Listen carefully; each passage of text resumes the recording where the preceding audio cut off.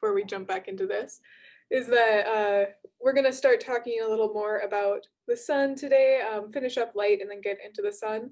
And aurora are one way to kind of view solar activity, and there's a possibility we'll be able to see a bit of aurora from Walla Walla tonight. So it was stronger last night, but if you are up while it is dark and want to peer out at the horizon, you might see a bit of glowing from the solar winds interacting with the magnetic field lines in our atmosphere. So you can look, that green glow actually is caused by oxygen. So we'll talk a little bit, and the red is caused by hydrogen. So we'll talk a little bit more like we finished up last time, looking at how we can use spectra to identify elements, but just this is happening and thought I should put it on your radar.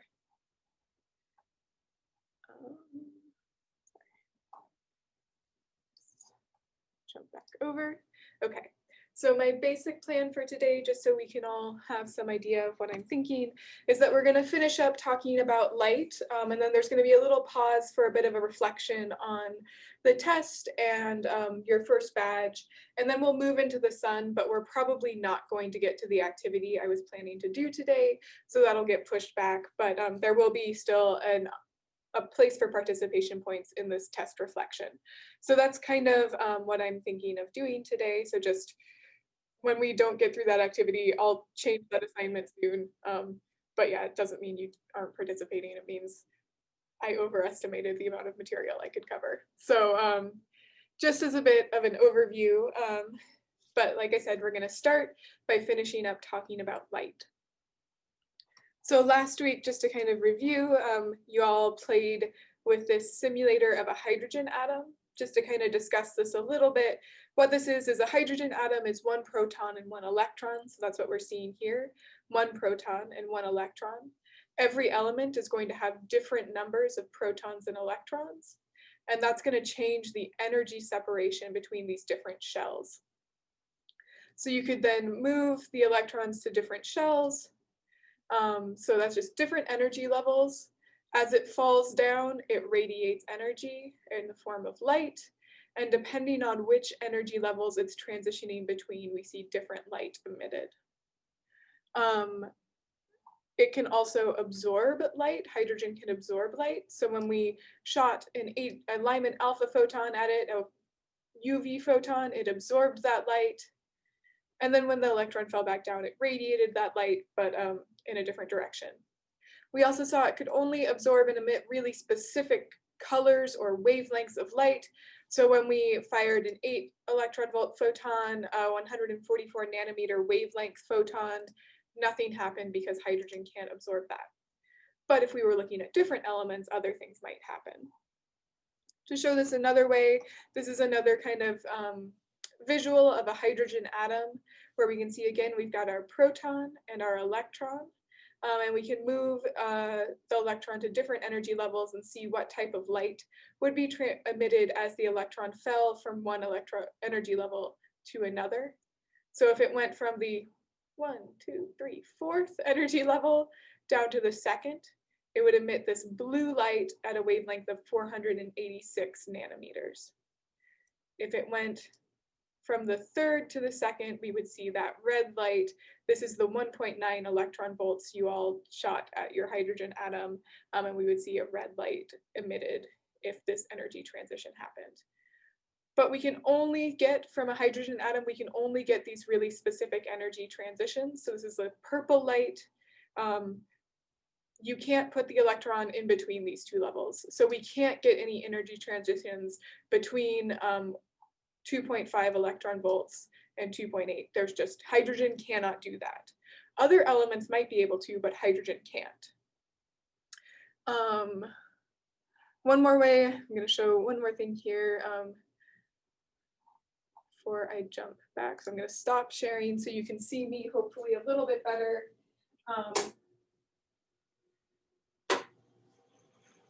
Try to point this down a little bit.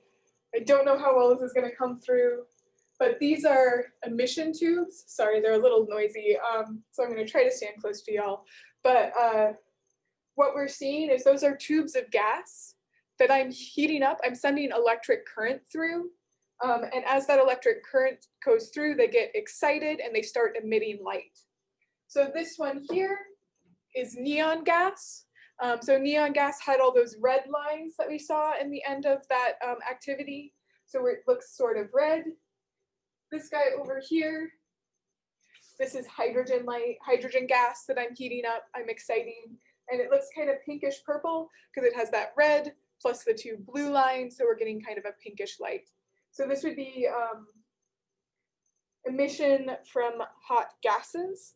The other thing, in one of your labs, I asked you to use, I sent out something that'll look sort of like this. It's a diffraction grating, and it's kind of works like a prism where we can use it to spread light out as a function of wavelength.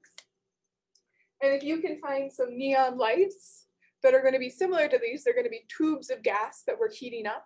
You can use this, you can kind of turn it back and forth when you look through it, and you'll be able to see the emission lines from those gases. So in that lab, that's what I'm asking you to do. You take this, you put it up to your eye, and you kind of tilt it back and forth until you see emission lines.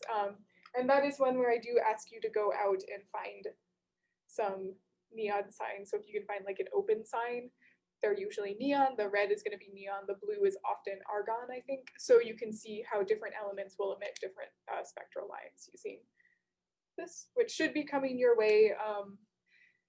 Again, if you are in Walla Walla, it'll be in your campus mail. I did get those out to the folks who sent me mailing addresses slightly later. So most people should have them either in campus mail or coming your way if you are not in Walla Walla.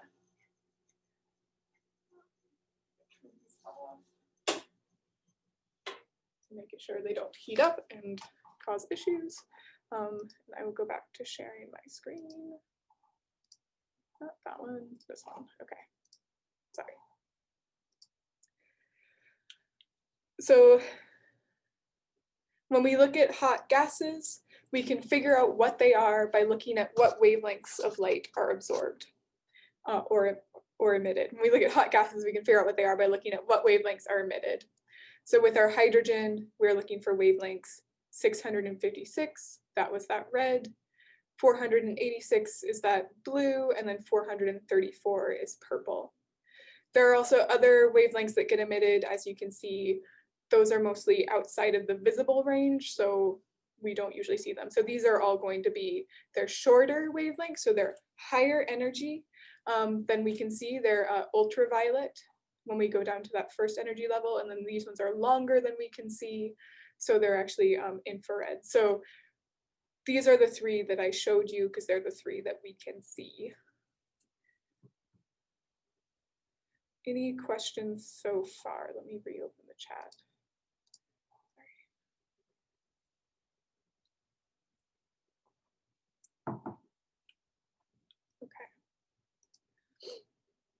So yeah, just to show that again, when we're looking at hot gas, we'll talk about this more in the next slide. When we're talking about hot gas, we're looking at an emission spectrum. So these are the wavelengths of light that hydrogen can emit. It's going to be that red light. It's the separation, the wavelength that corresponds to the energy that is equal to the separation in energy levels. So it's electrons in hydrogen can only move specific amounts of energy, and when they do, they will emit these specific colors of light. So these were the three I showed you. And that's if the hydrogen gas is hot and there's nothing behind it, this is what we expect to see.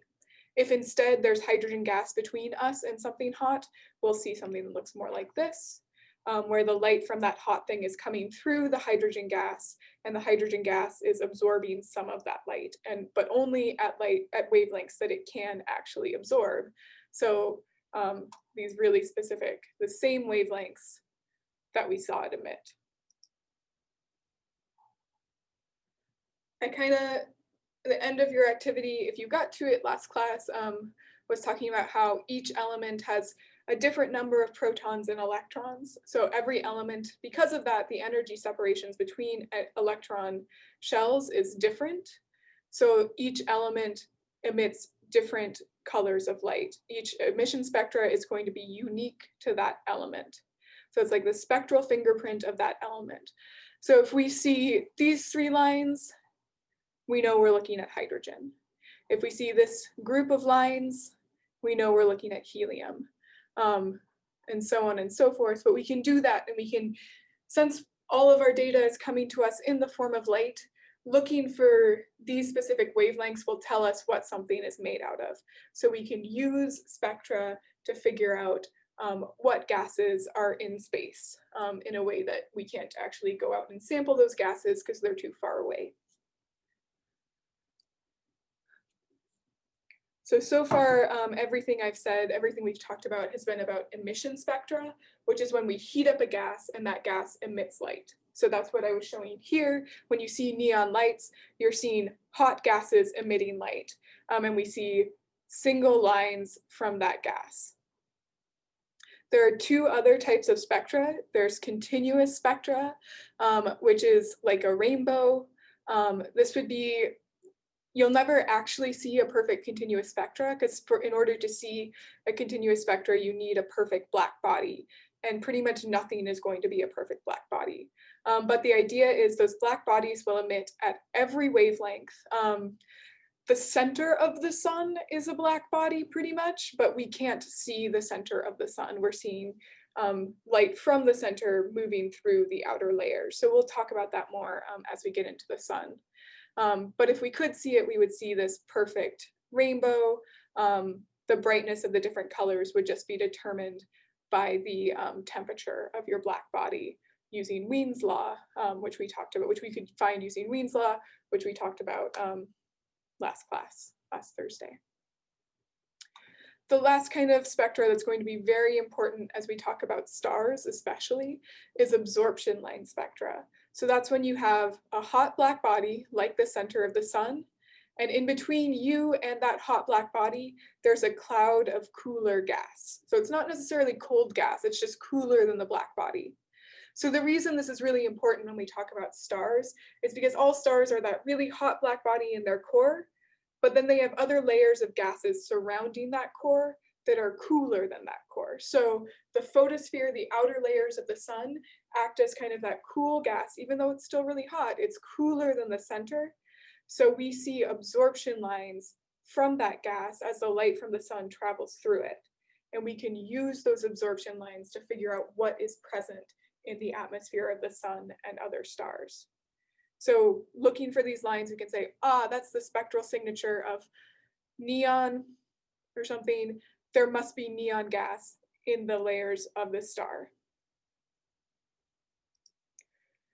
Show this another way. Again, we've got our three types of spectrum. Continuous spectrum, which would be if we were looking at a perfect black body, sort of like a light bulb, kind of. But then you would see every wavelength emitted. It would be a perfect rainbow. There'd be no dark lines. This doesn't really happen because perfect black bodies don't really exist. But if they did, this is what we would see. What we're going to focus on more are these two down here, emission line spectra, which is when you have your hot gas, like the neon lights, and you see the emission of the gas in that that's being heated up. So if you just have a hot gas, there's nothing behind it. What you're seeing is an emission line spectrum, and you can use those bright lines to figure out what that gas is made of. For the most part, we're instead going to be looking at absorption line spectrum, where we have a hot source. In between us and that hot source, there's a layer of cooler gas. We then look through our prism, our diffraction grating, and we see dark lines that indicate where that gas is absorbing some of the light from the hot source.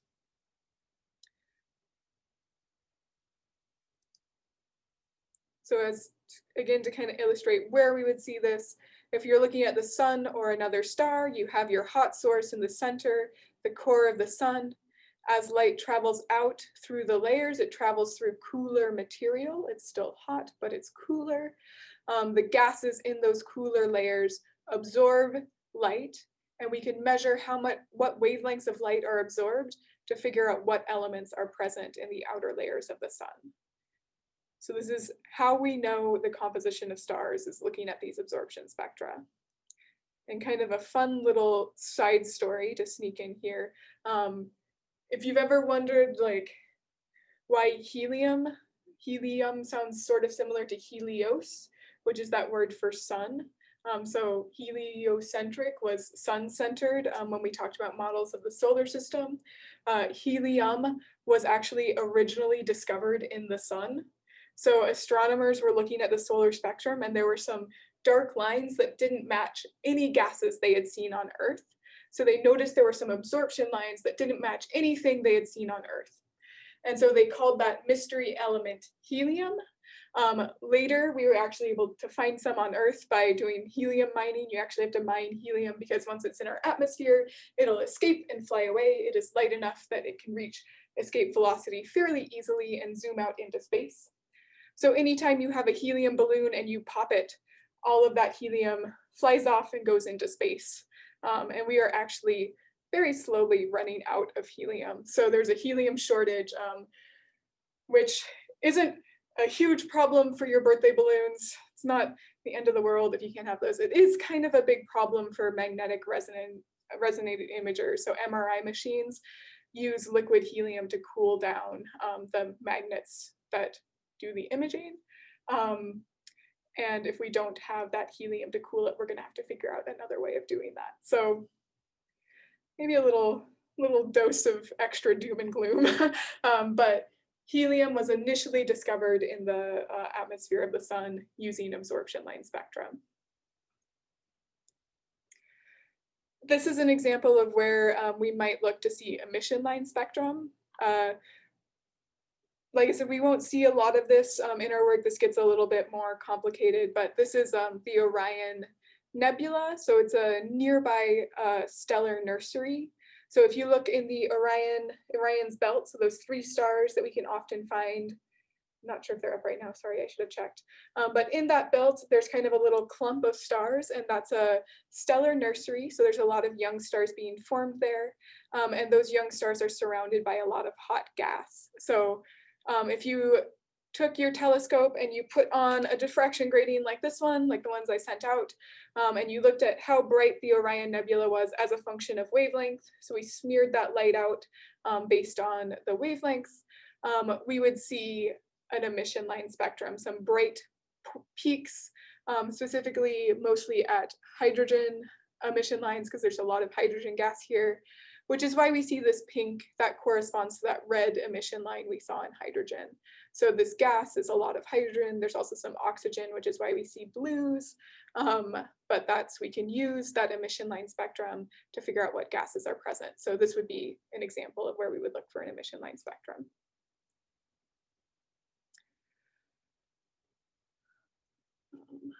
So like I said, we are mostly going to be looking at absorption spectrum at stars to figure out what elements are present in their atmospheres, and also looking at the peak of these spectrum to figure out their temperatures. So, sorry to jump back, I've been showing you spectra that look like this, where we see a rainbow and we look for the dark lines that would indicate what elements are present. We can also look at spectra like this. So instead of just seeing a rainbow, what I'm plotting here is brightness. How bright is this source at a specific wavelength? So I've got wavelength or color. That color bar is down here. And then instead of just showing where there are dark lines, I'm showing the intensity of that light. And wherever there's a dip, that's going to be a place where absorption is happening. So higher up, more light, lower down, less light. Dips tell us what elements are present. The peak is going to tell us what the temperature of this object is. So that's again using Wien's law, which we talked about last class. And then you can get some idea of what's present in the atmosphere of this star based on where these absorption lines are. Because detectors are only so good, this is not going to be smooth. If everything was perfect, it'd be smooth. But this is just showing that there's also some noise here. So for example, we can see there's a really deep absorption line here. That corresponds to, I think this is actually that H alpha line again. So we can see the H alpha wavelength is right here. So there's hydrogen in the atmosphere of this star that is getting absorbed, that is absorbing light from the star. So there's hydrogen gas in the atmosphere of the star. It's absorbing that light. so we know we can use that dip to tell us what's there. Y'all are going to get to do this with solar spectrum in your sun lab, which I will make sure is available before 4-day if you want to check that one out over 4-day. So this is kind of, you'll get to do this yourself. Before I cover my last bit of things about light, does anyone have any questions about absorption spectra? I've got the chat open if you want to throw them in there, or if you want to unmute yourself and shout it out.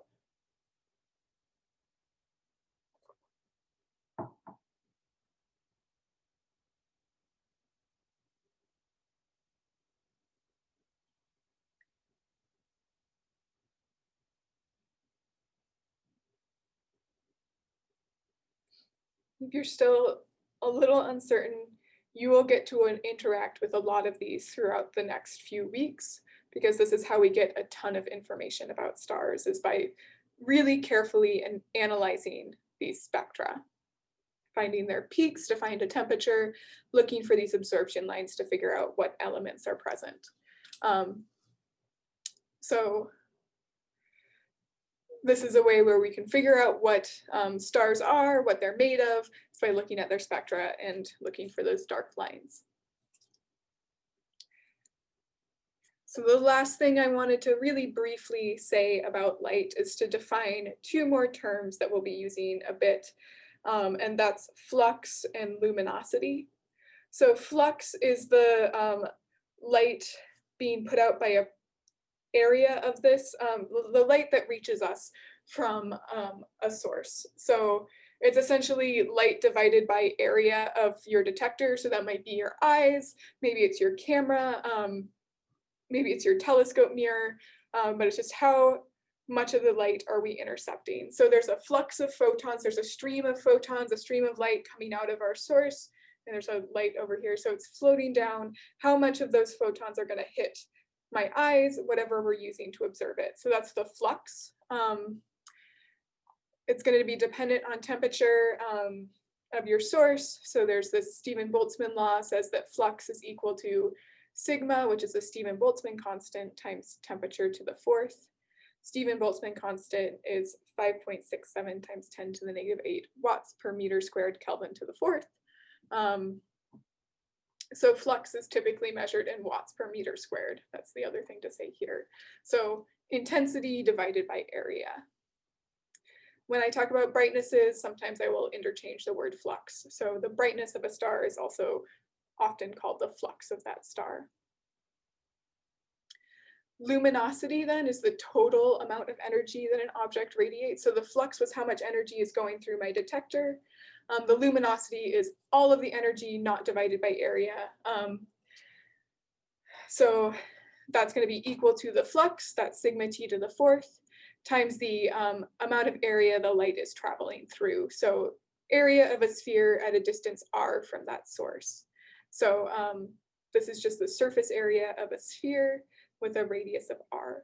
So if we want to define the luminosity of the sun, we would take the flux that we measure, and then we would multiply by the surface area of a sphere with the radius of the Earth's orbit, because we are at the Earth, so we can measure the flux here, and then we would need to find the total amount of light by saying, okay, the sun's light is actually being emitted in every direction, not just towards Earth. So we have to take into account that and add up all the flux that's traveling out through the sphere at a radius of 1 Earth orbit. So that's flux and luminosity. Luminosity is going to then be measured in watts. So a lot of times when we pick up light bulbs, they give us a luminosity of that bulb in watts. So that's where you might have seen that before. So that's enough talking for me for a second. And that's kind of our basics of light. We're going to be using a lot of this again and again as we go through stars. So you'll have time to practice with it as we move on. But this is just kind of the terminology and physics we need to know before we can use light to study stars. Since we're done with that, I want to take a brief pause. This is going to be kind of an individual activity. So I'm not going to put you in breakout rooms. We're just going to have about 5 minutes to submit to the day 9 assignment. Like I said, we're probably not going to get to this, so we'll do this next class. But today, what I want you to do for your participation points is submit a short reflection on how you think the planetary science badge went for you, if there are things you would do differently, if there are things that you think went really well.